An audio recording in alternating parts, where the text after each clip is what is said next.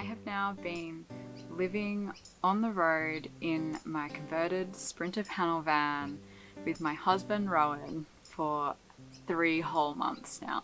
We have officially hit the 3-month mark, and so that compelled me to once again have a little bit of a sit down and reflect on our time so far. At the moment, I am parked in a free/donation camp in small country town of Surat. I don't know if I'm pronouncing that correctly. It's about 3 hours north of the New South Wales border, which is, quite auspicious to think that pretty much the 3-month mark we'll be heading back into New South Wales, which means that we have spent just about 3 months, give or take a few days, in Queensland. And I think that really just shows how vast and how big this country is. And I am sitting on the ground under our Air Max fan because it's really hot. It has been stinking hot for at least the last 3 weeks, I think. I have been feeling it, and I'm keen to head back down south to a little bit more temperate weather. I'm hoping to post this video this week, which chronologically means that I've skipped forward a little bit in time. All of my travel vlogs are quite far in the past, and I've struggled a little bit with that creatively because I'll be editing footage from like a month ago, and it's harder to reflect on that.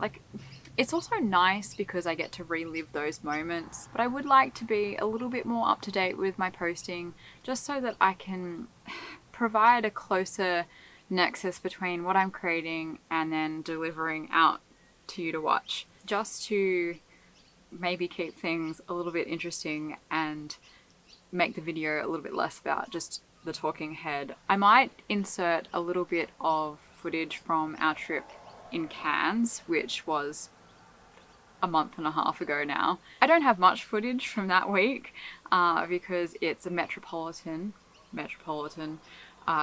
town, city, and therefore I'm not as compelled to be filming as I am when I'm immersed in nature, because I think that is really what inspires me.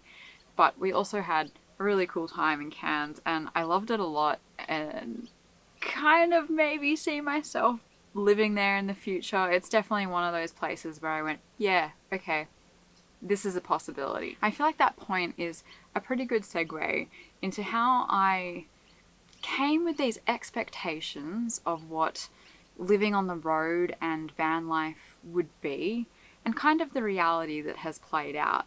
I always expected that this journey would be firstly about living, and traveling would kind of be secondary to that, kind of a happy consequence of taking your life on the road. And by the living, I kind of am referring to the goals that I had for myself at the onset of this journey. And they were all around creativity and making. And I have to be honest with you, I have done so little art, it is shameful, because I'm constantly thinking about it, and it's what I wanted to devote myself to. But equally, I'm not mad. I'm having an excellent time seeing so much, experiencing so much, and honestly still growing in a lot of other ways that were unexpected when I started this life. Rowan and I were reflecting on this while we were driving one day, because we both had quite creative goals about progressing artistic and design-based skills, and instead, we're often faced with so many interruptions to our creative flow. And it's because we also at the same time want to be seeing so much. It's a funny thing to reconcile. And for the most part, I think I'm okay with it. I know that there will be plenty of time to regroup and plenty of life left to hone any kind of creative ambitions. But it's a funny thing not being able to necessarily meet those aspirations for yourself. In saying that, I have now got my Etsy shop up and running. There are a few art prints and tea towels up in the shop. It's a very small shop, but I will continue to work on that through the year, I hope. Anyway, if you're interested, go and check it out. I'm really proud of the tea towels in particular. They have been created by two of my favorite artworks. One is Sunday Breakfast, and the reason that I like to paint still lives like that is that it captures a moment in time. It takes the mundane and immortalizes it and makes it feel important, because it is. It's the small moments that really truly matter in life, and that is something that I am learning more and more each day, particularly in this lifestyle. The other one, it's a banana compilation where the fruit is tiled on the tea towel and depicted in different stages of consumption. Probably easier if I just pop the photos in here, which I will do. But anyway, you can also listen to my ramblings. This is such a tangential and long-winded conversation, so I apologize. Back on track. The reason that I keep losing my creative flow is that we are moving very frequently. Almost every single day we've been hitting the road. Part of that has been due to the weather. When we went out west, it was creeping towards 40 degrees every day. Very unpleasant. Traveling 3 to 4 hours between towns, and there's nothing in between. It was wild. So not only did I feel stretched for time, I felt stretched for energy and stretched for motivation. Putting that particular week aside, it's been hard in other weeks, because if you are moving, you're constantly setting up camp. I was so resistant to the idea that this type of living was akin to camping, but you know what? It is pretty close, because you cannot move unless you have done your dishes, and if you don't do your dishes, they will rattle in your sink, or you'll attract ants, or you'll create problems for yourself in the future. You know, you've got to put everything away. Nothing can be loose on the benches. You've got to put that rubber band on the tea towels. You've got to lock the fridge, and you're doing that multiple times a day just to have a meal. Like, forget anything else. That's just to have a meal. Living in a van, your home is also your vehicle. So we can't journey 10 minutes into town to pick up your groceries or go to that hike. Like, it's the whole procedure, lockdown procedure, has to be completed before you move anywhere. Having that many interruptions creates only the leftover moments to then focus on art and creativity. I guess the solution to this is probably slowing down a little bit more and shifting our thinking to be orientated more towards those goals. But it's a hard thing to do. I think ultimately there is a finite amount of time that we have living on the road. It's hard to know just yet, but I do know for certain that we are aiming to complete a lap. It's a pretty loose lap around Australia within about a year. Maybe that shifts after that. Maybe there's a different type of living that is an in-between of having sort of a home base but being able to travel and get away more frequently than before. But where that leaves us is just having such a strong desire to see as many places as possible. And that's fabulous. I had also imagined more instances where we would potentially settle in a town for a little while. And the reason that I brought up Cairns earlier is that it had a draw for me. I could absolutely see myself living and enjoying that little city for quite some time. But we were only there for 3 nights. And I'm hoping somewhere and somehow we can maybe work in a stay in a town that's a week at least, maybe more. But there's been a lot less of that than I anticipated. The other really unexpected thing for me was about the culture of van life and living on the road in Australia specifically.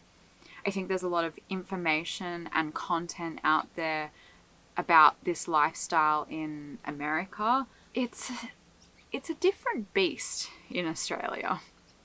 And I think it's why it feels so much more akin to camping than it does to living in a home.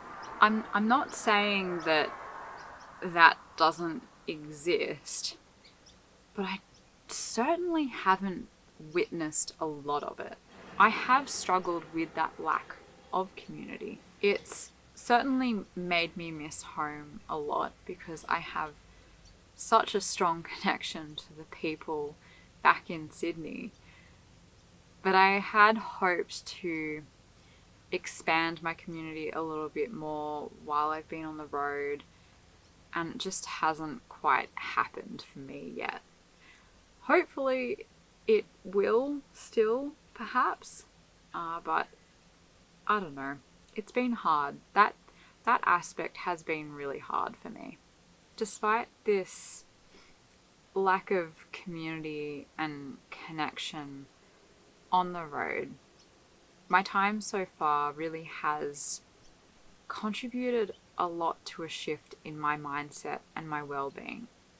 I am so acutely aware of how sick I was making myself back in Sydney. When I left, I had shocking back pain that I was seeing a physio for twice a week. I had this awful tension and neuralgia in my head. I had hip pain and knee pain from an old injury that should have been better by now. For the most part, all of that is gone. I mean, just the other day, I hiked 22 kilometers in one day, in 6 hours. That's a huge accomplishment for me.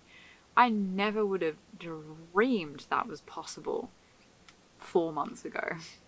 Already, with only 3 months in, which I know makes me a baby van lifer, I am realizing how much better this kind of lifestyle is for my well-being.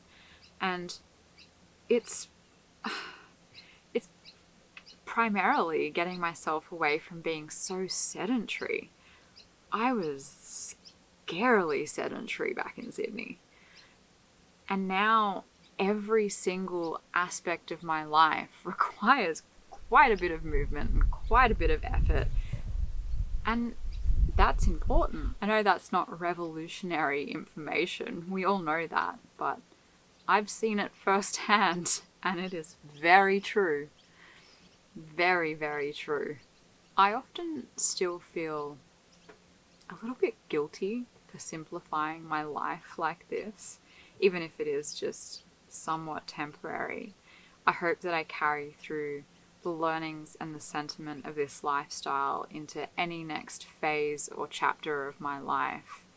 But damn, am I glad that I did this. If I do get around to posting this video now, this week, that I am currently filming and creating it, it will mean that since my last video, I will have been to Townsville, Cairns, Port Douglas, up to the Daintree, back down to Cairns to Babinda, stay in Babinda.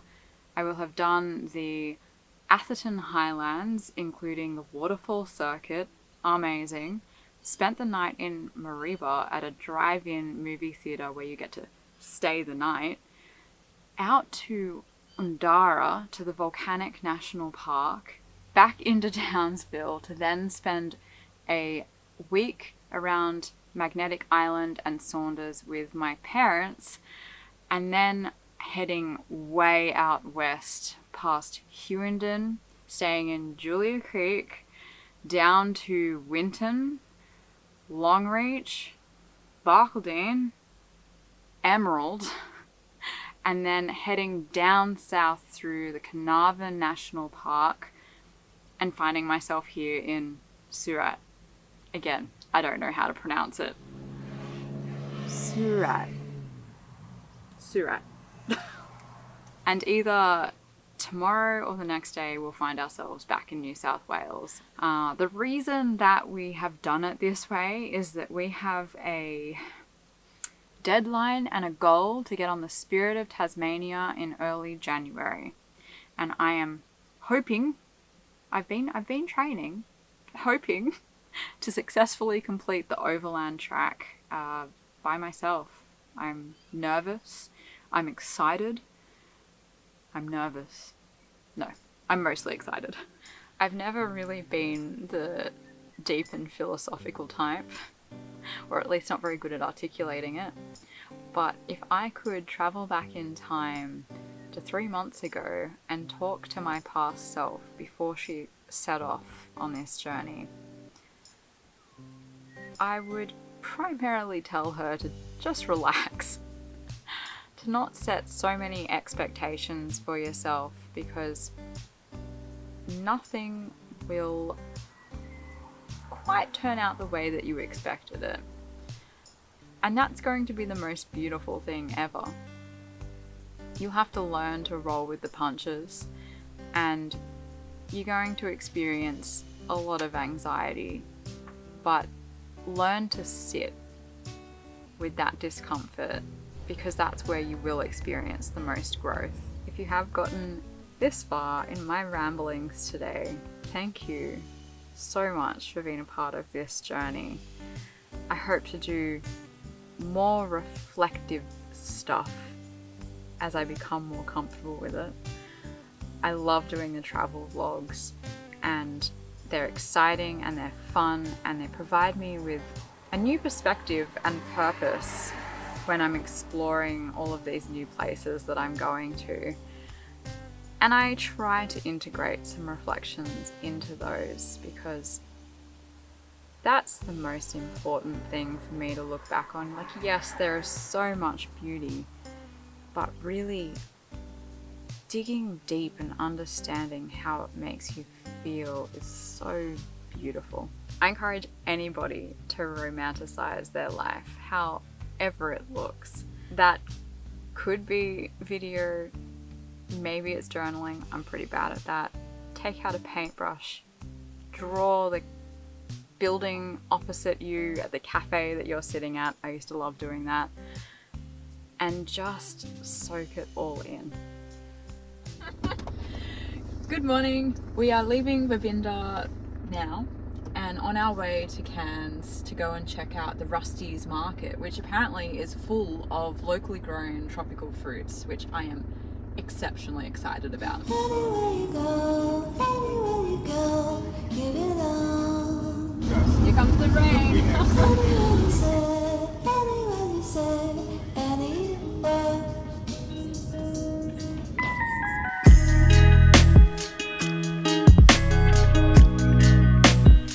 Sugar banana. Alright, well, we need some dragon fruit. Yellow. Can I try one of these? And also some really expensive mangosteen. Mangosteen? What is Have you ever had mangosteen? mangosteen? No. Oh, babe. You've got to have some mangosteen. It's like some good fruit.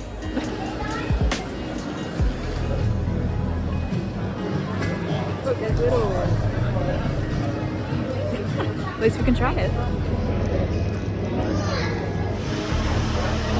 See my poor chopsticks still.